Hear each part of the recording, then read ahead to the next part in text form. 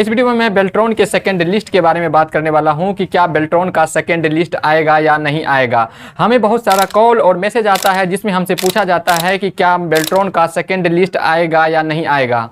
आपको यूट्यूब पे बहुत सारा वीडियो देखने को मिल जाएगा जिसमें बताया जाता है कि बेल्ट्रॉन का सेकंड लिस्ट आएगा।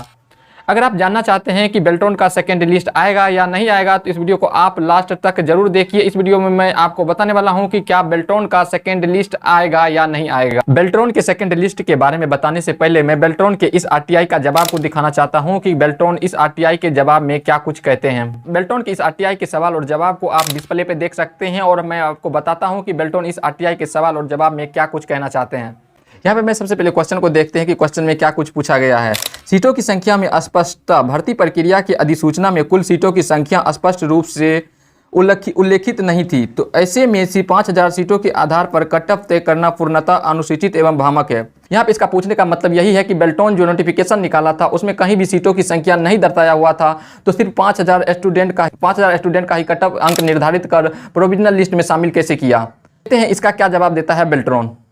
प्रकाशित नोटिस के आधार पर एवं वर्तमान अधियाचना एवं आवश्यकता को ध्यान में रखकर कुल 5000 अभ्यर्थियों के मेरिट आधारित पैनल के निर्णय लिया गया है।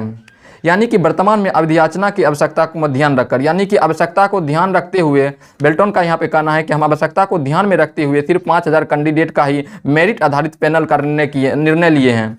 तो यहाँ पे बेल्ट्रॉन का यही कहना है कि जो हम अपने आवश्यकता को देखते हुए 5000 कैंडिडेट को ही अपने मेरिट पैनल में शामिल किए हैं। यहाँ पे मैं बेल्ट्रॉन से पूछना चाहता हूँ, अगर आपको 5000 ही स्टूडेंट को लेना था तो आप किसी भी स्टूडेंट जो सीबीटी में पास था, जो हिंदी टाइपिंग में पास हुआ है, जो इंग्लिश टाइपिंग में पास हुआ है, आपके टर्म एंड कंडीशन के अनुसार से, आपके नोटिफिकेशन के अनुसार से उस स्टूडेंट को आप क्वालिफाइड क्यों किए। यहाँ पे अगर आप उस स्टूडेंट को 5000 के अलावा उस स्टूडेंट को अगर आपको यहाँ पे नहीं लेना था, उस स्टूडेंट के स्कोर कार्ड पे आप डिस्क्वालीफाइड लिख देते हैं, लेकिन आप उस स्टूडेंट के स्कोर कार्ड पे क्वालिफाइड क्यों घोषित किए, क्वालिफाइड क्यों लिखे। अगर आपको 5000 स्टूडेंट को लेना था तो उस स्टूडेंट को आपको क्वालिफाइड घोषित नहीं करना चाहिए था।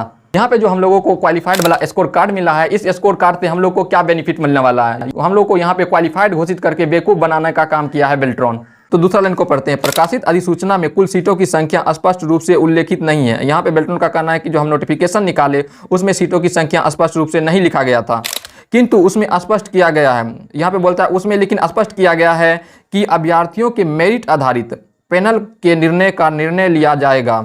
यहाँ पे बेल्ट्रॉन का कहना है कि अभ्यर्थियों के मेरिट आधारित पैनल का निर्णय लिया जाएगा, यानी कि पैनल का निर्णय लिया जाएगा, यानी कि मेरिट के आधार पर पैनल का निर्णय लिया जाएगा। यहाँ पे पैनल का मतलब होता है बेल्ट्रॉन के नोटिफिकेशन के अनुसार से जो स्टूडेंट योग्य है, जो स्टूडेंट सभी में क्वालिफाइड है, उसको पैनल लिस्ट में शामिल करना चाहिए था बेल्ट्रॉन को। लेकिन वो बोलता है कि हम पैनल दिए थे लेकिन पैनल में कट ऑफ अंक निर्धारित किए हैं। 2019 का जो एग्जाम लिया था उसमें भी बेल्ट्रॉन पैनल बनाया था। तो आप लोग देख सकते हो 2019 में बेल्ट्रॉन किस टाइप से पैनल बनाया था। तो इसी तरह से बेल्ट्रॉन को इस बार भी पैनल बनाना चाहिए था, लेकिन बेल्ट्रॉन यहाँ पे पैनल नहीं बनाता है, सिर्फ 5000 स्टूडेंट का ही पैनल बनाता है। यहाँ पे आप लोग देख सकते हो कि आरटीआई में जो जवाब दिया है, किस तरह से घुमा फिरा के आरटीआई में जवाब दे रहा है बेल्ट्रॉन।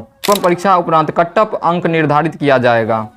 उसके नीचे वाला लाइन को देखते हैं। प्रकाशित नोटिस के अनुसार से हिंदी टाइपिंग के प्राप्त अंक के आधार पर 5000 अभ्यर्थियों का पैनल का निर्णय लिया गया, यानी कि हिंदी के अनुसार से, हिंदी के टाइपिंग के अनुसार जो है 5000 स्टूडेंट को पैनल में शामिल किया गया है। यहाँ पे ये कहा जाता है कि हिंदी के टाइपिंग के अनुसार से 5000 अभ्यर्थियों को पैनल में शामिल किए हैं।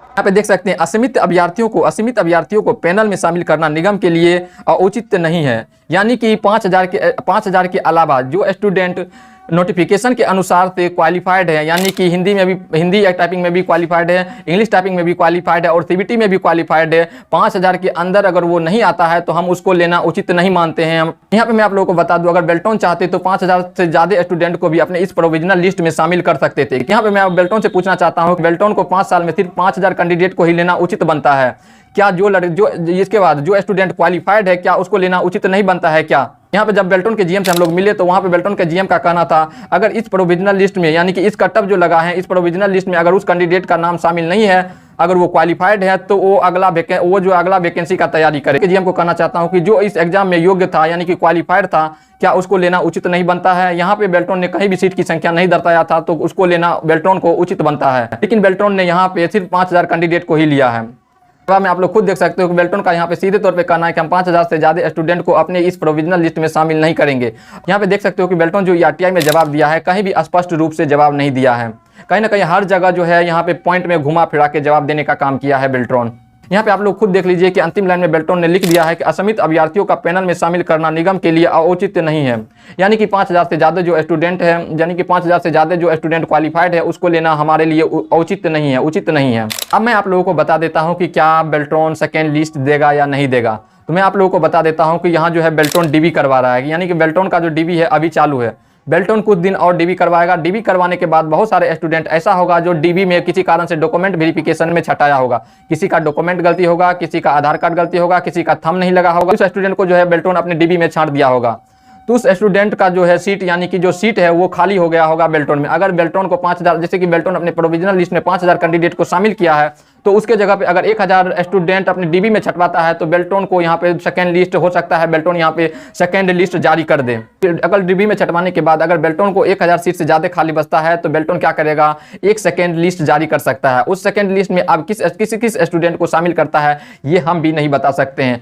और मैं आप लोगों को बता देना चाहता हूँ कि बेल्ट्रॉन जब तक अपना ऑफिशियल नोटिफिकेशन में ना बता दे कि हम सेकेंड लिस्ट जारी करेंगे या नहीं करेंगे, तब तक बेल्ट्रॉन पे विश्वास करना गलती होगी। यहाँ पे मैं आप लोगों को बता देता हूँ कि हो सकता है ज्यादा स्टूडेंट डीबी में अगर छटाया होगा तो बेल्ट्रॉन को 5000 स्टूडेंट को तो पुराना है, तो उस कारण से बेल्ट्रॉन सेकेंड लिस्ट जारी कर सकता है।